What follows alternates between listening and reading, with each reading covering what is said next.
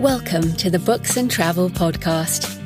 I'm Jo Frances Penn, thriller and dark fantasy author, bringing you escape and inspiration about unusual and fascinating places, as well as the deeper side of books and travel. You can find the episode show notes at booksandtravel.page, and if you enjoy thrillers set in international locations, download one of my ebooks for free at jfpen.com/free.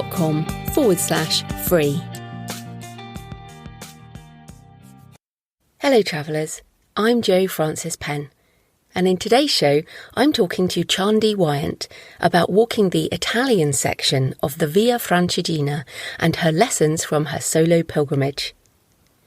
Chandi talks of how Florence found a place in her heart and why she decided to make a life there, and how she found healing through walking for 40 days, even though she is not religious.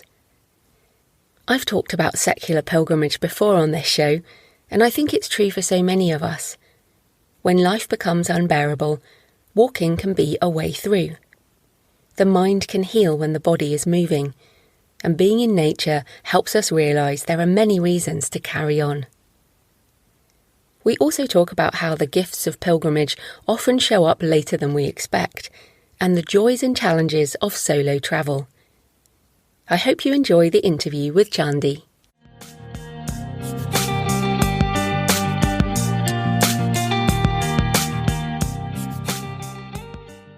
Chandi Wyant is an author, a Florentine Renaissance historian, and an accredited guide to Italy's museums. Her latest book is Return to Glow, a pilgrimage of transformation in Italy. Welcome, Chandi. Thank you, Jo, for having me. Oh, I'm excited to talk to you today. So let's start with a kind of crazy question in which you're American, but Italy is your passion. So what drew you to Italy in the first place, and the Renaissance period in particular? Well, you're correct that I'm American. I was born and raised in California, although I'm also British. My mother is British, as were my grandparents and my great-grandparents, everyone back on my mother's side.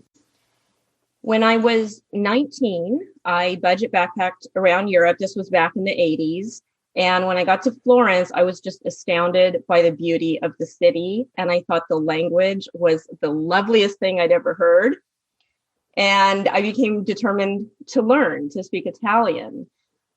What was interesting on this trip is I went all over Southern Europe for 6 months. And at the end, I was in Portugal, and I thought, I've got to get back to Florence one more time before I fly home.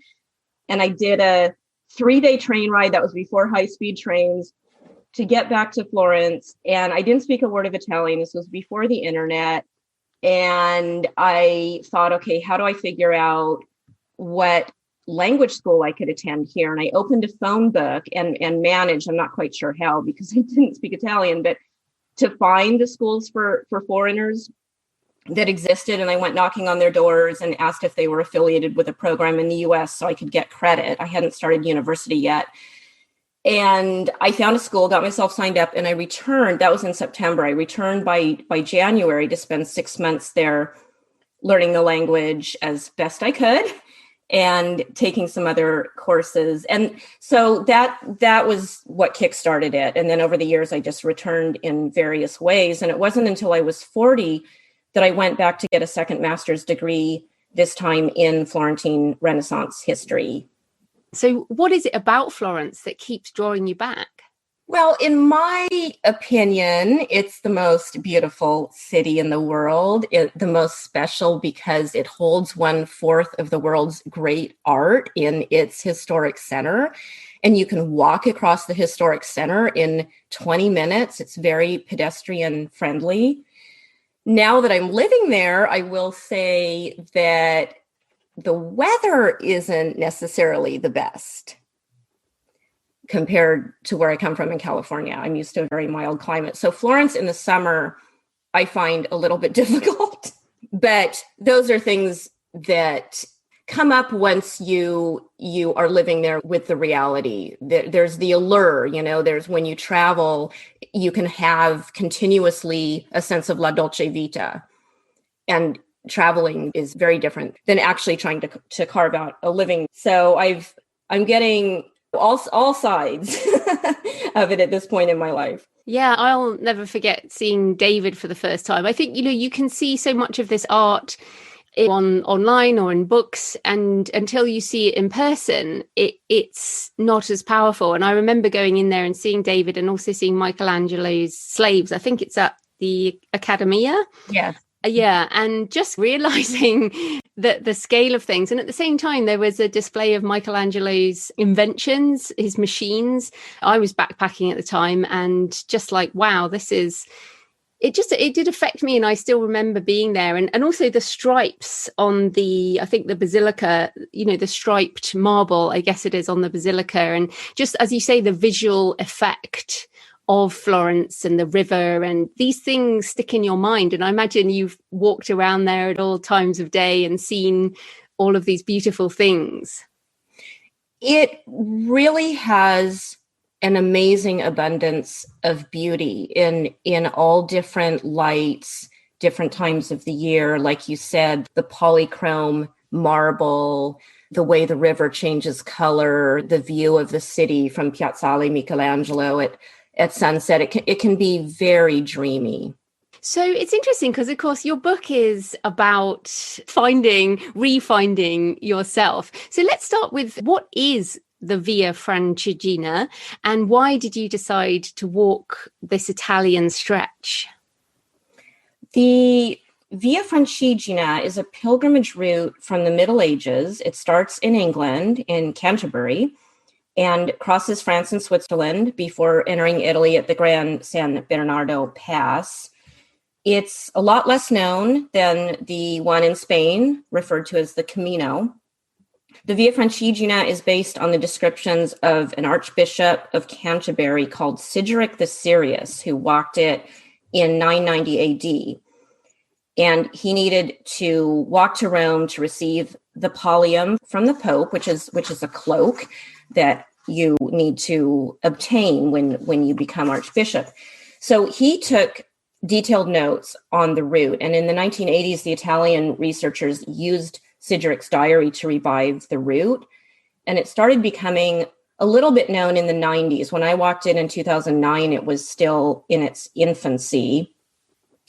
And I decided I wanted to walk 40 days to Rome because I wanted to heal in the wake of a divorce and a traumatic illness. And I knew that 40 days had that amount of time had a spiritual connotation in various religions. So I chose a point in northern Italy that I figured would be about 40 days from Rome. Oh, by the way, the name Francigena means coming from the Frankish lands. People stumble a bit on that name. And then I chose it over the Camino because I speak Italian. I don't speak Spanish. So I was going to be doing it alone, and I wanted to be able to interact with the locals. It's particularly nice to be able to do that when you're traveling solo.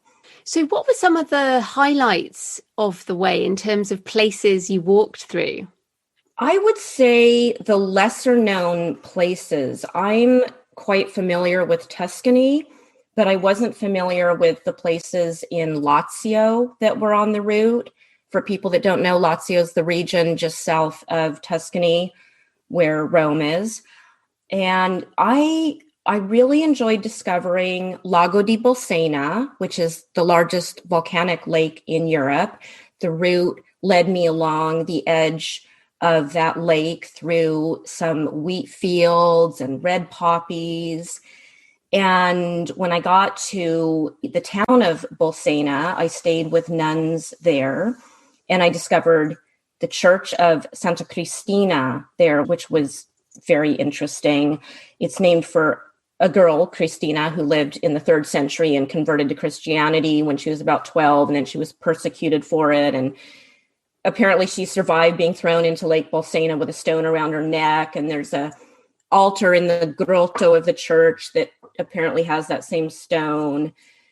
And there's other miracles that apparently occurred in that church that made it a site for pilgrimage in its own right, apart from also being on the Via Francigena.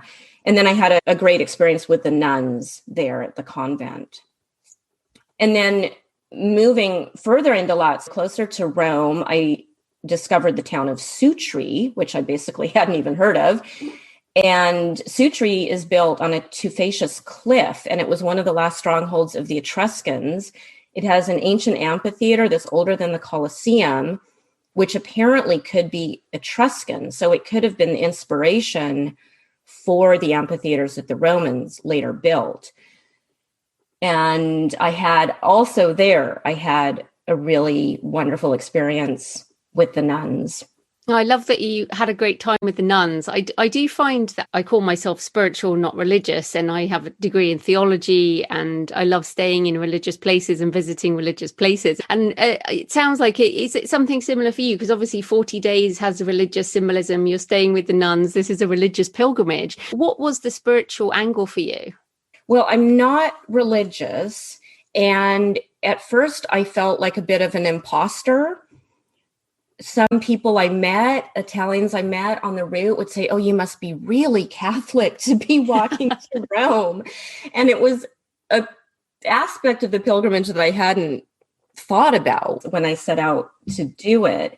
And I traveled around the world quite extensively in my early 20s, and I picked up aspects of different religions and spiritualities that I encountered. And I feel like I just have this universal outlook to spirituality. But one thing that happened with the nuns in Bolsena is I went to Mass with them. It seemed to be the right thing to do when they invited me to go, even though I'm not very familiar with Catholic Masses. But I realized from spending some time with them doing that, because I had an extra day in Bolsena to rest up, I realized that I had memorized, without really knowing it, the Ave Maria Lode. And then I would start reciting that to myself when I was walking alone I found it comforting. And then what was interesting is how these gifts show up later in your life.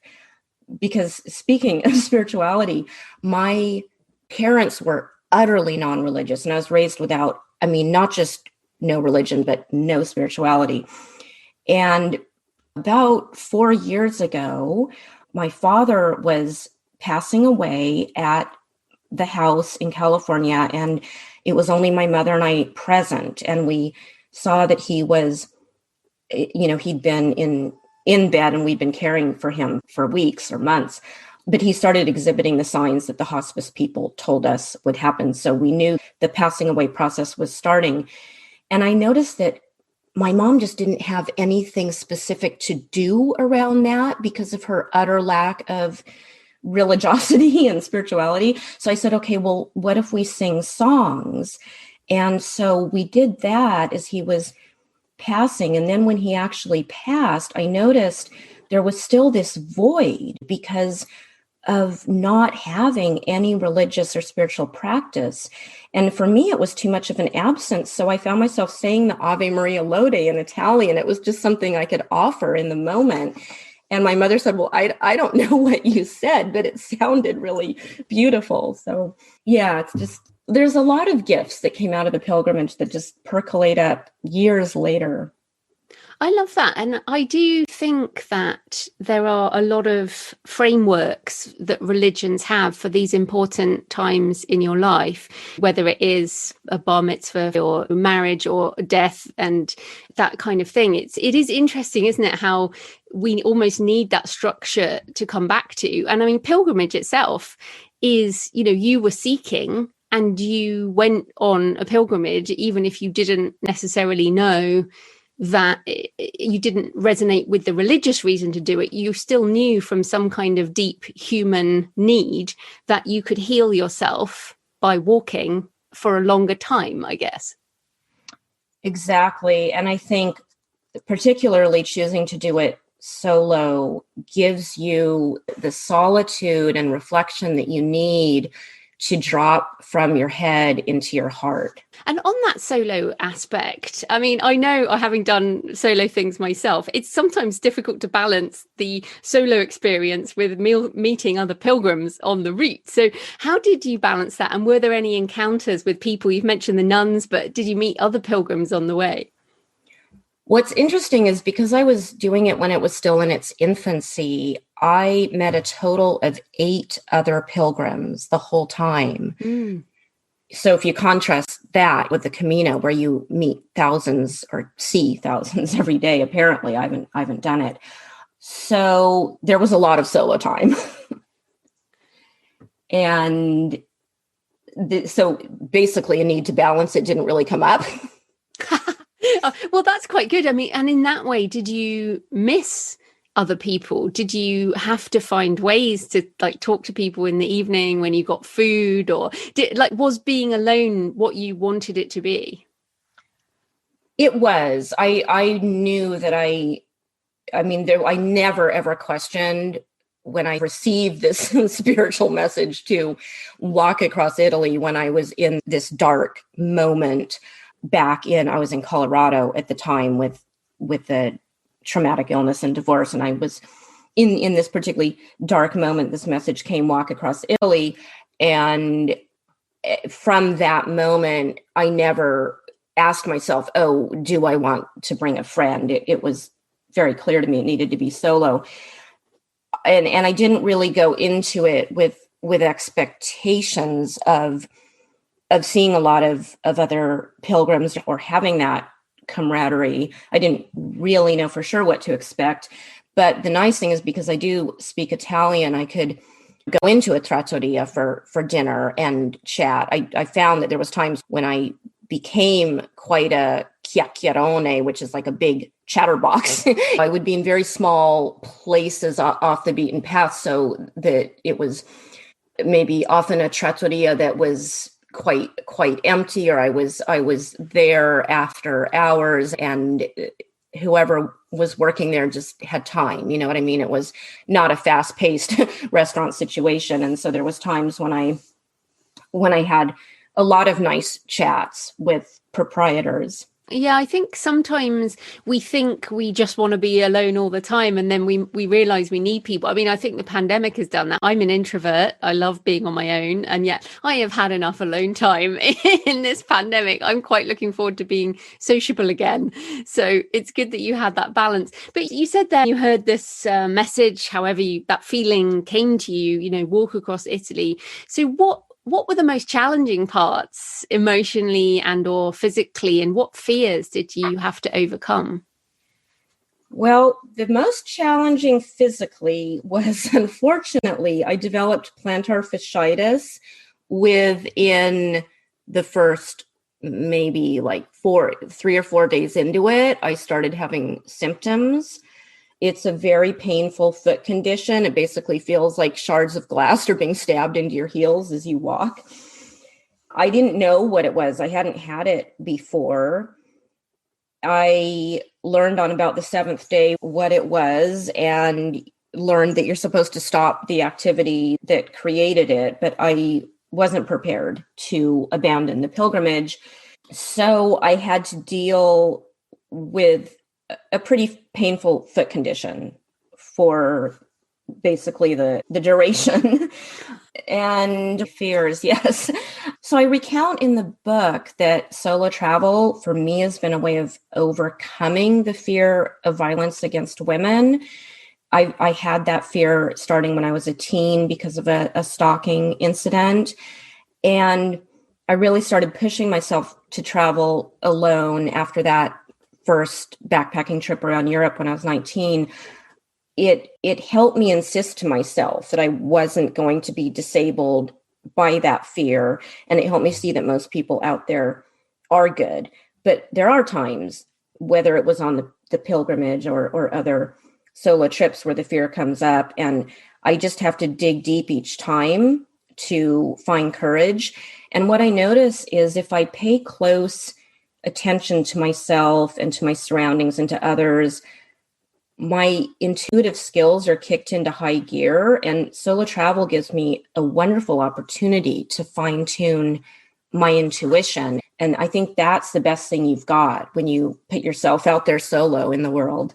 Yeah, I love that because it's so sad that many women will never go anywhere and put themselves at potentially a very small risk. I mean, as you said, most people are wonderful. And I've had the same, I've traveled a lot on my own. And for example, you take precautions, right? So I traveled in the Middle East when in my teens and I wore a wedding ring on my wedding finger. And so people would say, oh, where's your husband or whatever? And I'd say, oh, he's back at home and, have my ring. And people would respect that. And obviously I was lying at the time, but it was a way that helped. And I used to dress in a modest way.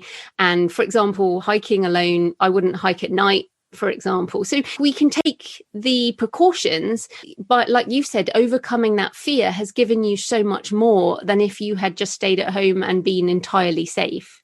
Yes, definitely. Definitely. Travel has enriched my life so much. And perhaps the most enriching times have been the solo journeys. In fact, do you think we have to put ourselves at a little bit of risk, push our comfort zone in order to experience those things? Absolutely. Getting out of the comfort zone can result in so many gifts. I mean, for me, travel, it's given me more confidence. It's driven me to be deeply tolerant and constantly curious.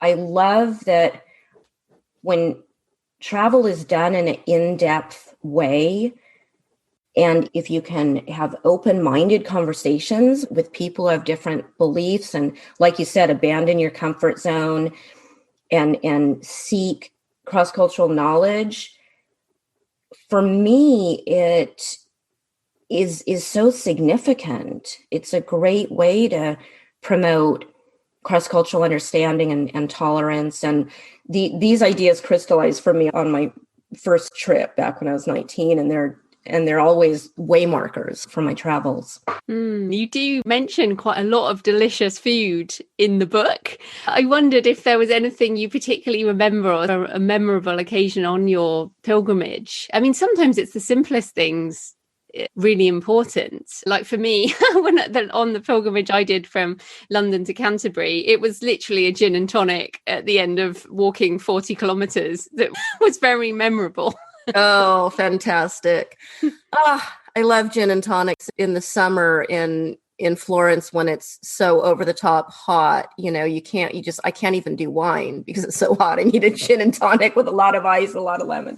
It's funny that you mentioned something that stood out at the end of a long trek, because as you asked the question, I started thinking about when I got to Rome, and suddenly I had so many choices compared to. So one challenging thing that happened with food, it's funny, some people who read my book, they say, oh my goodness, Chandi, you were hungry the whole time. And how does that happen in Italy, right? But what I learned is if your destination is going to be one of these tiny little one-horse towns, with one grocery store and maybe a trattoria, everything is going to close, happened back in the 1950s, right? I mean, Florence now, or Rome, accommodates tourists eating at all hours, but traditionally things close down. And if you as a pilgrim don't make it into that village by lunchtime, you can really be out of luck with getting food. So then I arrive in Rome and the abundance of choices. And I went to the office at St. Peter's to get my testimony. And as I walked into that office, who was walking out but this Italian man who he had been walking with another Italian man, and I had met up with the two of them in it was southern Tuscany. They were staying in the same place I was, and we had a nice long talk. They were 2 of the 8 pilgrims I met, and we walked for a couple days together. and then didn't, they were much more in shape and could walk many more kilometers than I could. And so they went on their way, and that's when I stayed in Bolsena. But anyway, one of them was coming out of the testimony office as I was walking in. And so that was a fun moment, and we decided to get lunch together. And so we, walked down the Tiber River to Trastevere, which is, a lovely neighborhood in Rome, and picked an outdoor table at a trattoria. And I remember he just said to me, "Vuoi un po' di vino? Would you like a little bit of wine?" And I just thought, oh, those words just sound so, just the epitome of, yes, what I want. I want to sit in this outdoor trattoria at the end of my trip, with this unexpected friend and have un po' di vino. Oh, that's brilliant. And I do think the fact that a lot of places are closed is part of the Italian and in many senses the European ethos, which is life and God are more important than commerce. And that is one very big different thing culturally to America. Like, I feel like I've been to quite a lot of places in America, and you can always get food and you can always get coffee. There's always somewhere, isn't there, where you can get something. Oh, yeah. And 24 hours. Yeah. And in fact, it's difficult to be without food. Obviously, there's poverty, but that is a very different thing that I feel Americans don't. I mean, even here in the UK, we do have a lot more places to go 24/7, but it is definitely not like America. So that is a big thing for people. But I did want to ask you, and it could be a metaphorical question, but what did you carry with you and what did you leave behind on your pilgrimage? Yeah, thanks for that question. I admit in my book that I was having a trouble with obsessing, or I think it's called ruminating by therapists, but with the process of going through the divorce. I was struggling with that, kind of going these stories in my head, right, that I couldn't turn off. And so one of my goals with this solo 40-day walk was to be able to overcome that, let go of that. And I did. I really did see a shift in that. And then a physical thing that I carried that I'll mention turned out to be the best thing I brought were my trekking poles, because I didn't realize that there would be ferocious dogs leaping out at me. And the trekking poles were such a great barrier for that and really helped me feel safe in that way. And then going through different wooded areas, I was told to look out for vipers.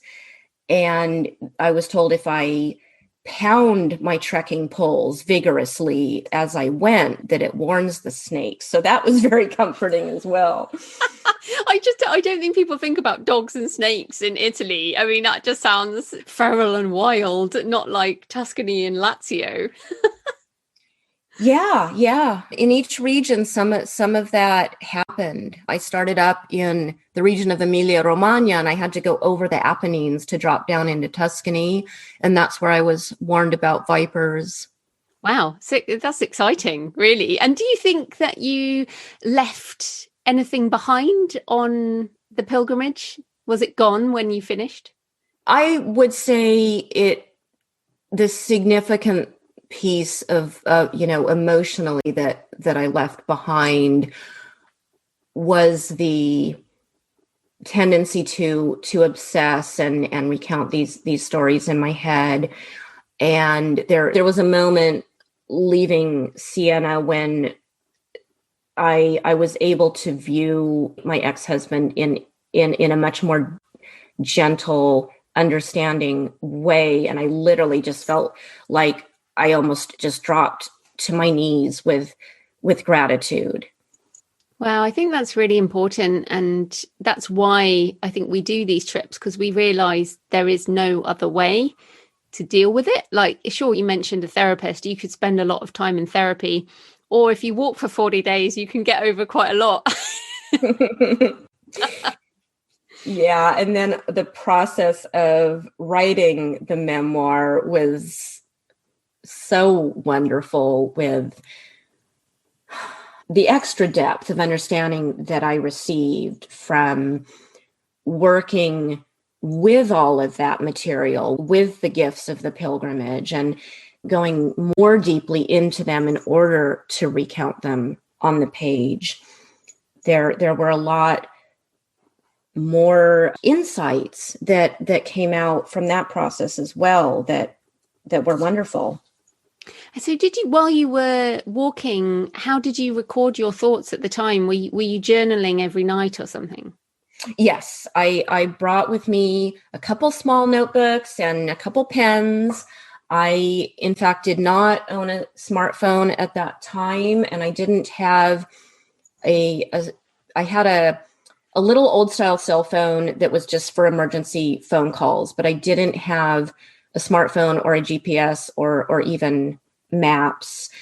And I needed to be very lightweight. So I just tried to fit everything into to these small, lightweight journals. And I had, as far as finding my way, I had printed out directions that I found in Italian on one of the websites about the route. And I would follow those printed directions at times when, if there wasn't the little yellow pilgrim spray painted on a rock to indicate the way. I think it's, as you said, it's become a bit more organized now, and that you can also get route guides. And I think maybe they're still spray painted but on the way, but there's definitely, I think, more of a route now. They're always working to revive the route, particularly in Italy. I hear that it's better signposted in Italy than in France. I don't know if that's correct, but that's what I've heard, that it's really in Italy where they've worked very hard to revive it. And in fact, I'm not sure which entity in Italy is pushing this, but pushing for the route to become a World Heritage UNESCO site. Yeah, I think it is a really meaningful route, I think. In fact, when I finished my own pilgrimage at Canterbury, there is a rock there with the beginning of the Francigena. And I was like, I could just head off again. And maybe I will one day. But it was so funny because I was like, I just finished one and here's the beginning of another. Right. You're not done yet. No. But do you feel that? Do you feel like the gifts of the pilgrimage, obviously they've brought you to where you are now. Do you feel an attraction to doing such a trip again? If I was called to do it, I feel that these pilgrimage routes are more meaningful if you have a deep need to walk it, if you have something you want to release, or something to ponder about yourself, a shift you want to make in your life. Otherwise, if I'm not in that space and if I'm not called to do it, I'd rather just do my hikes on weekends. Does that make sense? Yeah, they have to have a meaning in some way. Although a bit like you, I found a lot of meaning a month or two after the walk, as in I thought, when I finished my pilgrimage, I was a bit disappointed because I hadn't had some huge insight into life. But 6 weeks, 2 months later, I had a lot of insights. It had just taken a while before they emerged. Maybe you found that in your writing process. Definitely more emerged in the process of writing. And yeah, I can see what you're saying. Someone could just set off because they're just curious about walking a pilgrimage route, and maybe they don't have the strength of the need that I personally had for making shifts personally, emotionally. But then, like you said, they could just do it for fun and curiosity, but then actually have more profound gifts come out of it than they thought. For me, it just worked, to have that compelling reason to do it, that message I wanted to follow when I was in a difficult space. Yeah, absolutely. So your book is Return to Glow, but this is the books and travel show. So apart from your own book, what are a few books that you recommend, either about pilgrimage or Italy or travel in general? I have a handful to recommend. I really love the genre of travel memoir. And I love it if it's combined with lyrical writing that shows a mastery of the craft. And I would recommend Four Seasons in Rome by Anthony Doerr. The subtitle is On Twins, Insomnia, and the Biggest Funeral in the History of the World. And what's interesting is usually a memoir needs a narrative arc, but when you are as good at your craft as Anthony Doerr is, you can actually get away with not a lot of narrative arc. I think this one is more to be read to appreciate the craft than, I mean, the topic of Rome is like icing on the cake, but the actual cake for me in this book is the exquisite prose. It's his ability is like the literary equivalent of a Beethoven piano concerto. And another that in the same genre, travel memoir or growing up abroad memoir, maybe let's call it, Alexandra Fuller's Don't Let's Go to the Dogs Tonight. It's a memoir of growing up in Rhodesia in the 1970s, and her descriptions of life in Africa, it's just lush. It's violent. It's intensely vibrant, and the writing is just gorgeous. And she doesn't describe a gilded expat life. She has this wonderful device of writing from a child's point of view, and it allows her to address the racism in post-colonial Africa and these dark family dynamics without any excuses. And she just has this ability to write humorously about really challenging things. And that I found very impressive. But her descriptions of Africa, to me, are the most evocative descriptions of Africa ever written. And another that I'm reading right now on a different genre, history, which is my other favorite, The Saint and the Sultan, which is about the meeting between St. Francis of Assisi and the Sultan of Egypt when St. Francis travels to Egypt during the Fifth Crusade, which he didn't support, and he hoped to prevent the violence and to end conflicts between the two religions. And it's just brilliant because you see that St. Francis and the Sultan, Malik al-Kamil, both really cared about peace and were operating on a totally different plane than those who were battling in the Crusades. And the meeting between them is so poignant. It has so much to teach us about the importance of breaking down stereotypes and engaging in dialogue instead of demagoguery.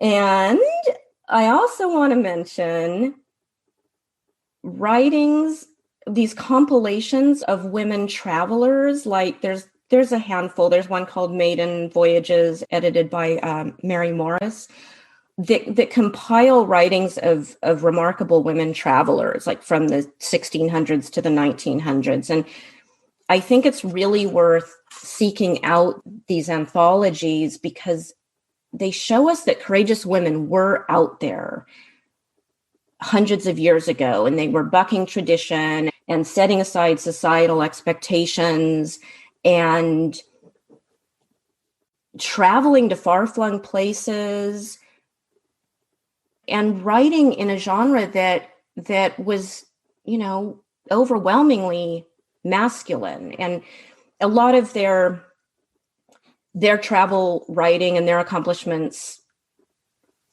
weren't really brought to light for a long time. So I think it's nice to pay attention to that. And I just want to mention a film, if I can. I saw a documentary. Sure. Yeah, I just saw this wonderful documentary recently called Maiden. And it's about the first all-female sailboat crew on the Whitbread Round the World race. it was in 1989. And the concept of an all-female crew was considered inconceivable in the world of open ocean yacht racing. And this first ever all-women team, just what they faced, I mean, this corrosive sexism, it's pretty unbelievable. But the film is absolutely riveting. I mean, you are on the edge of your seat.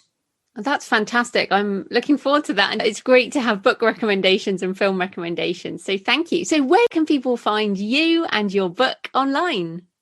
My website is paradiseofexiles.com.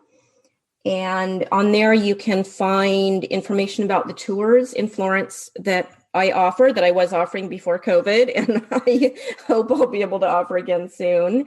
I am a licensed guide to Italy's museums. And then you can also find blog posts on there about life in Italy. And then my book, Return to Glow, is available in Kindle or paperback on Amazon and at some independent bookstores. And I'm also on Instagram at Paradise of Exiles. And I have a Facebook page, also Paradise of Exiles. Brilliant. Well, thanks so much for your time, Chandi. That was great. Thank you, Jo. I love your podcasts. Thanks for joining me today on the Books and Travel podcast. I hope you found a moment of escape. You can find the episode show notes at booksandtravel.page. And if you enjoy thrillers set in international locations, download one of my books for free at jfpen.com/free. Happy travels until next time.